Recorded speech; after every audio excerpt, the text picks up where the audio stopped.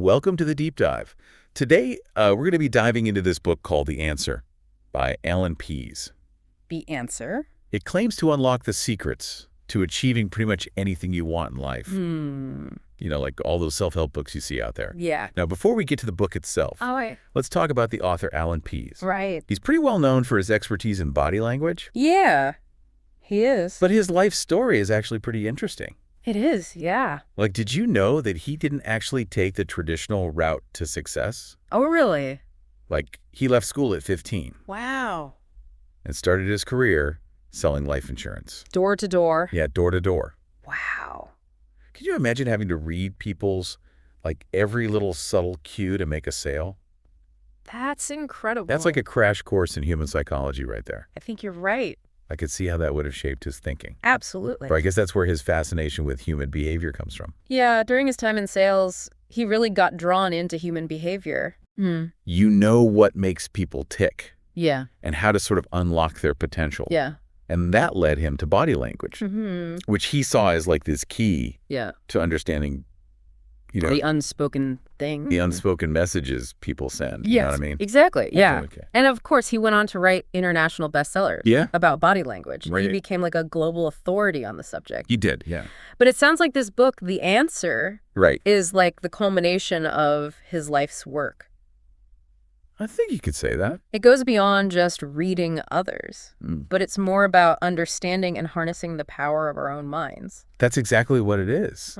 It's like taking everything he's learned, Yeah. all his observations, research personal experiences, and putting it into a framework for achieving what he calls ultimate success. Ultimate success. Yeah. Which I'm assuming is more than just money, right? Yeah, it encompasses, you know, like fulfilling relationships, Okay. robust health, overall happiness, you know. Yeah. Whole package. The whole thing. Yeah. So it's interesting. Yeah. He claims to have used these principles to overcome some pretty serious challenges in his own life. Yeah, like financial setbacks. Yeah, and even a life-threatening illness. The life-threatening illness. Yeah, he talks about that. Wow. It's pretty incredible. So he doesn't just talk the talk, he actually walks the walk. Absolutely. That adds a whole new layer of authenticity. It does. Yeah, it makes you really pay attention to what he's saying. Okay, so let's get down to it. Okay. What is the main idea behind The Answer? Well, the core idea is that our brains are really powerful tools that can be reprogrammed to achieve extraordinary things. And, you know, a lot of us, we operate on autopilot. Right. We let our subconscious minds kind of dictate our thoughts, behaviors, and ultimately our outcomes. So it's kind of like we're running outdated software. Yeah. That's preventing us from reaching our full potential. I like that analogy. Yeah. That's a good way to put it. And Pease believes that by understanding how our minds work, we can rewrite the code, so to speak, and achieve almost anything we set our minds to. That's the idea. But he focuses specifically on something called the reticular activating system. Yeah, the RAS. Can you break that down for us? Okay, so imagine your brain's like a supercomputer. Yeah. Right? It's bombarded with millions of bits of information. Every second. Every second. Yeah. And the RAS is essentially a filter that decides which information actually gets through to your conscious awareness. Right. It's constantly spanning your environment. Yeah. It's prioritizing what's important for your survival. Okay. And then filtering out the rest. So it's like a personal assistant for our brain. Yeah. Deciding which emails are important. Yeah. Which ones go to spam. Exactly. I like that. Right. But here's where it gets really interesting. Okay. Pease argues that for most people, their RAS is programmed by default to focus on negativity, threats, and things to worry about. Okay.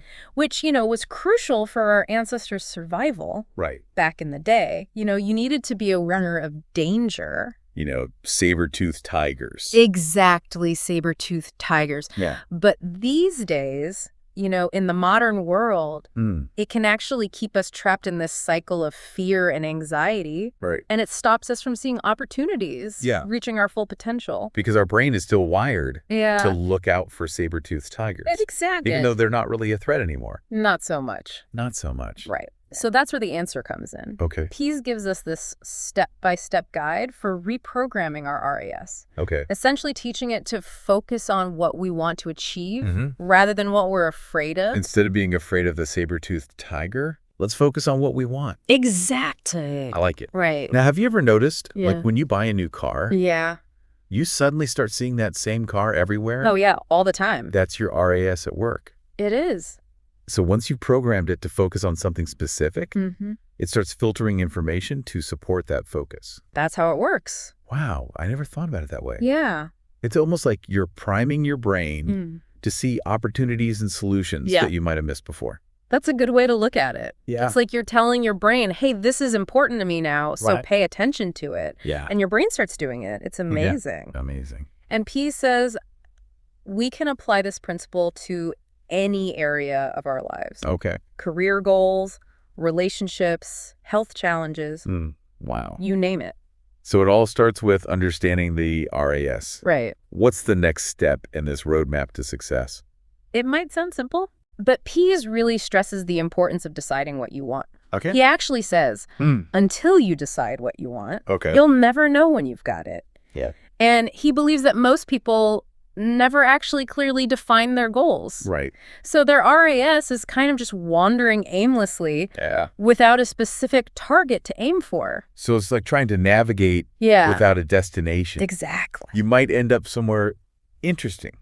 Yeah, you might. But it's probably not going to be where you actually wanted to go. Not likely, no. Right. So you got to have that destination in mind. Okay, so we need a destination. Yeah. And he encourages readers to really get laser focused on their goals and write them down in detail. Write them down. You know, it's not enough to just have this vague desire. No. You got to articulate it specifically. You got to make it real. Yeah. Measurable terms. Measurable terms. Yeah. So it's not just daydreaming. Yeah. It's about creating a concrete plan.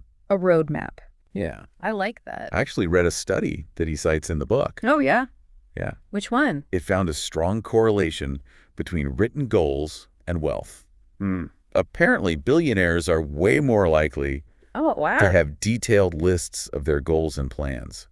That makes sense, though, doesn't it? It really does. When you think about it, it's like... So it's like writing down your goals solidifies them in your mind. It makes it real. Makes you more accountable. Yeah, I think so. To actually achieving them. Yeah. So instead of letting our dreams just float around, you got to anchor them to something tangible. I like that. A written plan. A written plan. Yeah. It's like a contract with yourself. Exactly. Right. So it's like sending a signal to your RAS, telling it what to prioritize and focus on. Yeah, it's like giving your brain a set of instructions for what success actually looks like. Okay, so we got to give our RAS clear instructions. Clear instructions, yeah. Otherwise, it's just going to default. Otherwise, it's going to do its own thing. To whatever's familiar or comfortable. Right. Which might not be what's best for us. Not always, no. Right. Sometimes we need to push ourselves out of that comfort zone. Out of the comfort zone. Right. So it's not just about setting any goals. No. He encourages us to connect with our true passions. Oh, our passion. Yeah. Like, what would you love to do? Yeah. Even if money were no object. That's a good question. What would you do? Yeah, what would I do? Right? I don't know. Think about it. That's a deep question. It is. But he argues that aligning our goals with our passions is the key to finding both fulfillment and success. So it's not an either-or proposition. You can have both. Yeah. And he gives lots of examples of people who have done just that. They've turned their passions into profitable ventures. Yeah, and he himself is a prime example. He is a great example. He went from selling insurance to becoming this world-renowned author and speaker by following his passion. By following his passion. For understanding human behavior. Exactly. So you don't have to choose between passion and practicality. No, you don't. You can have both. You can have it all. So we've defined our goals. Okay. We've connected with our passions. Yeah. Now what's next? Now we need a plan. A plan. Yeah. A goal without a plan is just a wish. Right? Right. A goal without a plan is just a wish. So we got to have that plan. So he's a big believer in breaking down goals. Yeah. Into smaller steps. Smaller steps. Manageable steps. Okay. Setting deadlines. The deadlines are important. And taking consistent action. Consistent action, yes. He even compares deadlines to project due dates. He does. highlighting how they create this urgency. Urgency. Yeah. Momentum. Even for personal goals. Even for personal goals, yeah. It's like that project due date. Yeah. It helps you focus. It does. Get things done. It gets you moving. And those deadlines for our dreams can give us that extra push. A little push. To overcome procrastination. Yeah, we all need that sometimes. And actually make some progress. Absolutely. He also shares a story. Oh, yeah. About how he overcame his fear of swimming. Interesting. By setting a deadline and taking action. Okay. He knew he had to learn to swim, but fear was holding him back. Yeah, fear can be a powerful thing. It can. Right. So what did he do? What did he do? He booked a family holiday. Oh, wow. That involved swimming. Okay. And gave himself a deadline. A deadline to learn to swim. Yeah. That's pretty good. To become comfortable in the water. Wow. And the pressure of that deadline forced him to confront his fear. Yeah. And ultimately achieve his goal. He did it. He did it. That's amazing. It just shows that even those small steps taken consistently can lead to big results. Big results, absolutely. But he also emphasizes following through. Okay. Even when you face obstacles. Obstacles are going to happen. Setbacks. Setbacks. Or criticism from others. Oh, yeah. People are always going to have something to say. People are always going to doubt you. Question your goals. Right. Try to hold you back. They're going to try to hold you back. Yeah. So you got to be strong. You got to be strong. You got to believe in yourself. Believe in ourselves. Right. He provides strategies for dealing with that criticism and staying focused. Yeah. Even when others don't understand your vision. Right. You got to stay true to yourself. And he reminds us that the path to success is rarely linear. It's never a straight line. Yeah. Setbacks are inevitable. They're going to happen. But the key is to view them as opportunities for learning and growth. Learning and growth. Rather than reasons to give up. Don't give up. Don't give up. Right. So it's about building that resilience. Resilience is key. Learning to bounce back from challenges. You got to bounce back. So it sounds like a lot of this comes down to mindset. A lot of it is mindset. Yeah. Absolutely. Okay. And that brings us to another core concept. Okay. In the answer. What's that? And that is taking responsibility for your life. Taking responsibility. Yeah. Tell me more about that. Okay, so Pease is a big believer in owning your choices and your outcomes, even when it's tough. Right. He argues that blaming external circumstances or other people for your problems keeps you stuck in this victim mentality. Right. It stops you from taking control of your life. Yeah. You know? It's like giving away your power. Yeah, they're giving your power away. To other people. To other people, to circumstances. To circumstances. You can't control. That you can't control. Right. And he actually tells a really powerful story in the book. Oh, yeah. About being diagnosed with a life-threatening illness. Yeah, he talks about that. And how he refused to accept the doctor's prognosis. You know, the statistical prognosis. Right. He didn't just accept the statistics. Yeah. He decided to fight. So instead of giving up, he decided to take responsibility for his health. That's powerful. And actively sought out the information and resources he needed to heal. That's incredible. It's such a great example of how taking ownership of our situation, even in the face of adversity, even when things are tough, can empower us to create a different outcome. You can change everything. Wow. Right. So it's not about denying reality. No. But it's about choosing to focus on what you can control. What you can control, Your attitude. Your actions. Your actions. Your commitment to creating a better future. A better future. Yes. It's a choice. So we've talked about the RAS. Okay. We've talked about setting goals. Aligning them with our passions. Creating a plan. Taking action. Owning our choices. Choices. Now there's one more crucial ingredient. Oh, really? In Pease's success formula. Okay, tell me. And that's the power of our thoughts. The power of our thoughts. Yes. So we've all heard about the power of positive thinking. Yeah, positive thinking. But Pease takes it a step further. Okay. He delves into the science. The science. Behind visualization. Visualization. Affirmations. Affirmations. Okay. Arguing that we can rewire our brains for success. Rewire our brains. By harnessing the power of our thoughts. Wow. So this is where things get really interesting. Yeah, I'm intrigued. I've always been a little skeptical. Me too. About this whole positive thinking visualization thing. But I'm open to hearing what he has to say. Me too. Let's hear it. He explains that visualization isn't just some mystical thing, There's actual science behind why it works. Oh, interesting. It comes down to how our brains function. Okay. When we imagine something vividly, like performing an action or achieving a goal, our brains actually create neural pathways, making it easier to do that thing in real life. So it's like mental rehearsal. Exactly, like athletes visualizing themselves winning before a race. Okay. It primes their brains for success. And he cites tons of research showing how visualization has helped people improve in all sorts of areas. Athletics, illness, even financial success. Because our minds don't really distinguish between a real experience and a vividly imagined one. So if we're constantly visualizing success, we're essentially training our brains to make it happen. That's the idea. That's pretty powerful. It is. Okay, so if visualization is about training our brains for specific outcomes, what about affirmations? Affirmations are like positive statements that you repeat to yourself to reprogram your subconscious mind. So it's like replacing negative self-talk with more empowering beliefs. Yeah, you're basically choosing the thoughts you want to cultivate instead of letting your inner critic run wild. So it's like hacking our own self-talk. I like that analogy. Yeah. You're taking control of the conversation in your head. And he argues that when we consistently repeat these affirmations that align with our goals, we're rewiring our brains to believe in ourselves. We're changing our internal dialogue from I can't to I can. From I'm not good enough to I am capable. Wow. I am deserving of success. He gives some really interesting examples. Oh, yeah. Like who? Of people who have used affirmations to achieve remarkable things. Okay. Like Scott Adams. Scott Adams, the Dilbert guy. Yeah, the creator of Dilbert. No way. He used affirmations to launch his career. That's amazing. He visualized his success every day and repeated affirmations that reinforced his belief. Wow.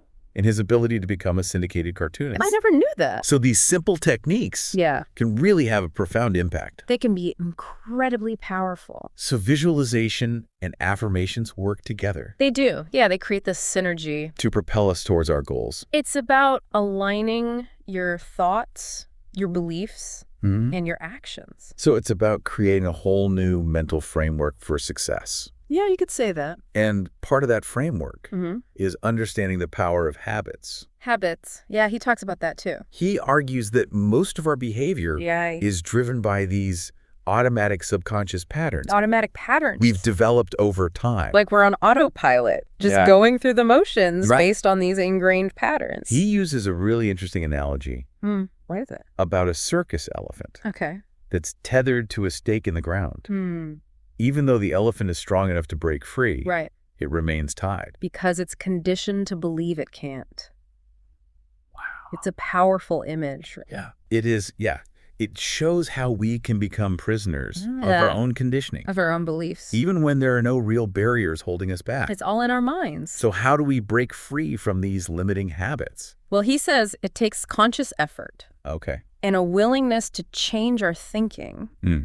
It's not enough to just change our actions. We need to address the underlying beliefs that drive those actions. You got to get to the root of the problem. So it's not just about forcing ourselves to go to the gym. Right. Or stop eating junk food. Yeah. It's about understanding why we do those things in the first place. Why we engage in those behaviors. And then working to change those patterns. Yeah, it's deeper work. So he gives us a framework for changing habits. Okay. Identifying triggers. Setting realistic goals. Finding support systems. Support is crucial. And rewarding ourselves for progress. Don't forget to celebrate the wins. Big or small. And he emphasizes that setbacks are normal. They're part of the process. Right. It's not about being perfect. It's about progress, not perfection. Exactly. Okay, so we've talked about the power of habits. But he also talks about this concept called the law of averages. Oh, yeah. The law of averages. How does that fit into all of this? Well, the law of averages is the idea that if you keep doing the same actions, you'll eventually get predictable results. He gives an example from his sales days. Okay. He noticed that if he made a certain number of calls, he would always make a certain number of sales. So we figured out the formula. Yeah, he cracked the code. By understanding The statistics. The statistics of success. So instead of getting discouraged by rejection, he just kept hitting his numbers. Knowing the numbers would work in his favor. It takes the emotion out of it. Yeah, it's about being consistent and trusting the process. And he argues that this applies to everything. To any area of our lives, yeah. Like if we want to be better public speakers, we need to practice speaking. If we want to write a book. You got to write every day. Success is a numbers game. It often is. And consistency is key. Consistency is everything. And then there's the 80-20 principle. Right, the 80-20 principle. 80% of our outcomes come from 20% of our effort. So we need to figure out what this 20% are. The things that really move the needle. And focus our energy there. Work smarter, not harder. Exactly. This is really helpful. I'm glad you're finding it helpful. It's a good reminder to prioritize. What truly matters. Yeah. And then he talks about overcoming fear. Fear. He says it's one of the biggest obstacles to success. It can be a major roadblock. Preventing us from taking risks. Yeah. Pursuing our dream. And living fully. So how do we deal with this fear? Well, he starts by explaining the science behind it. You know, it's a natural survival mechanism. Right. But it can become debilitating in modern life. So everyone experiences fear. It's part of being human. But it's how we manage it that matters. That's what makes the difference. He doesn't say to just ignore it, right? No, he actually shares a story about his own fear of public speaking, which almost stopped him from publishing his first book. Wow. But he realized his fear was holding him back. Yeah. So he confronted it. How? He started small, practicing speaking in front of small groups. Okay. Gradually building his confidence. So facing our fears head on, even in small steps, can lead to big changes. So courage isn't the absence of fear. No, it's about acting despite the fear. He also gives tips for managing worry. Okay. Pointing out that most of the things we worry about never actually happen. So it's about shifting from worry to action. Focusing on what we can control. Right. Instead of getting stuck in what ifs. Okay, so we've covered a lot. We have. RAS goals, habits, the law of averages. And fear. But there's one more powerful part. Oh, really? Of the answer. Okay. I'm intrigued. I think you'll find it really inspiring. This part is all about Pease's personal story, about how he used these principles to become a dad. Oh, wow. Later in life. Okay. It's a really powerful example of how these ideas can work. Okay. Even in seemingly impossible situations. Yeah. So tell me more. Pease and his wife, Barbara. Okay. They always wanted kids. But after years of trying, they were told their chances were slim. Oh, wow. Pease had a low sperm count. And Barbara was in her early 40s. Right. Which made things even harder. Yeah. So they were facing this biological deadline. Yeah. A tough reality for a lot of couples. It would have been easy to give up. You'd think so, right? Yeah. Just accept it as fate. But they weren't ready to do that. They wanted to fight for their dream. They did. Of becoming parents. They decided to try IVF. In vitro fertilization, which is a really demanding process. Both physically and emotionally. Absolutely. He describes all the procedures. The hormone injections, the ups and downs. The emotional roller coaster. Yeah, it was tough. It sounds grueling. It was. Did they ever feel like giving up? They had their moments of doubt, but they never gave up. They kept going. They drew strength from their goal. Their belief in the power of their minds. And their commitment to each other. Exactly. And they used the principles from the answer. Throughout the whole process. So even in the midst of all this, they were still visualizing. They visualized holding their baby. Repeating affirmations. Affirming their belief in their ability to conceive. Wow. They focused on the positive outcome. That's incredible. And you know what? What? It worked. Really? After several rounds of IVF, wow, Barbara got pregnant. They defied the odds. They did. They had a healthy baby boy. A healthy baby boy. It's amazing how these techniques can be applied to our physical well-being. It's a powerful example. Of the mind-body connection. Right. But their story doesn't end there. No, it doesn't. A few years later, they decided to try for another child. Using a frozen embryo. From their previous IVF cycle. Okay. And again, they faced doubts from doctors. Because of Barbara's age. Yeah. But they went ahead with it. They did. They were determined. And they used visualization and affirmations again. They did. They never gave up on those tools. Then what happened? Barbara got pregnant again. No way. And gave birth to a healthy baby girl. Wow. Completing their family. That's an incredible story. It really is. It shows the power of belief and persistence. And the amazing connection between our minds and bodies. Yeah, absolutely. It's truly inspiring. So how has the answer been received? Well, it's been a bit mixed. Okay. Some people love it. They've had amazing results applying these principles. They found it life-changing. Absolutely. But there are also critics. There are always critics, right? Yeah. Some say it's oversimplified, that positive thinking isn't a cure-all. Right. Life is full of challenges. It is. You just wish away. You can't just ignore the bad stuff. So it's not a magic bullet. No, it's not. But it offers a framework and some powerful tools that can help us create the lives we want. But it takes effort. And persistence. And a willingness to change. You got to be willing to put in the work.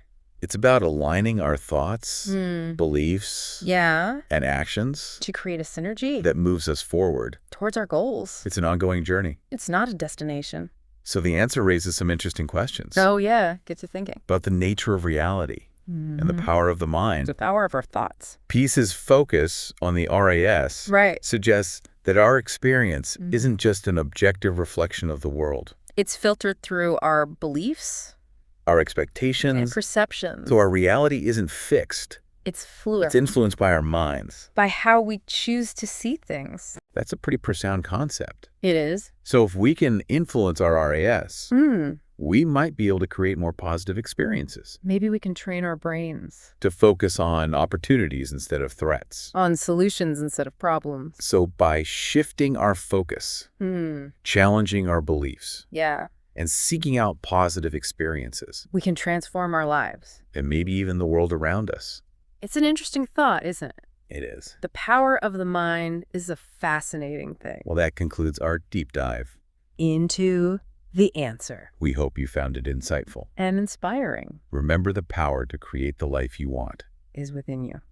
Thanks for joining us on the deep dive. See you next time.